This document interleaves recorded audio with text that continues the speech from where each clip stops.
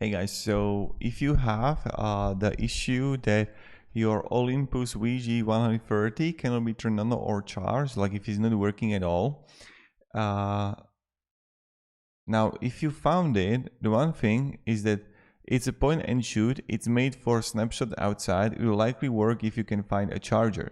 Google the battery number on eBay and you'll likely find an expensive charger, and check the camera prices too. The big issue is that you won't know whether the camera works or not. So if it's not turning on and it's like, if you have the charging, not charging, the one thing you can do is you can even look on how you can replace the battery of it, and like completely, or is like completely dead.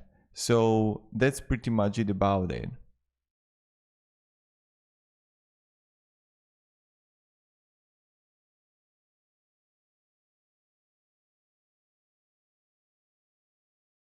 So yeah.